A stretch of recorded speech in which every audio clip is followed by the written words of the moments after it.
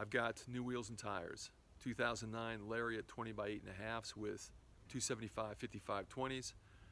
I'm going to replace my existing 265/75/16 wheels, and I'm going to use my BORA adapters. Let's get it done. BORA adapters and the 20x8.5 inch wheels are installed. It's driving good, but I can tell a difference in throttle response.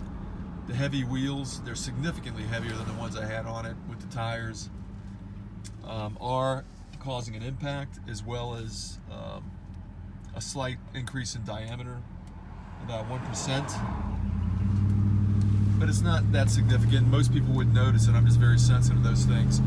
So this is making me realize I'll probably at some point in the future, not too far off, re-gear this to a 410 versus the 355s. And the 410 with this size diameter wheel and tire combination is going to be like a stock 373 rear end from the factory. So not a big difference, but definitely going to make it easier on the engine and transmission for towing, everyday driving. When I finally tear that whole differential apart, I will put a limited slip differential inside the case, the pumpkin. Stay tuned for all that, and thanks for watching.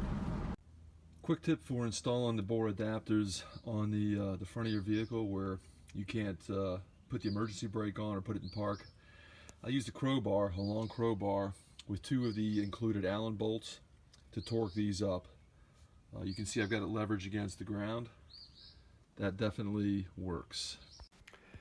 After these next 2 clips, you're going to see an accelerated video of me replacing the passenger side wheels using the BORA adapters. The hardest part of this was installing the Allen bolts on the outside section of the adapter. They're 8mm, and I wish I'd had a heavier duty 8mm tool.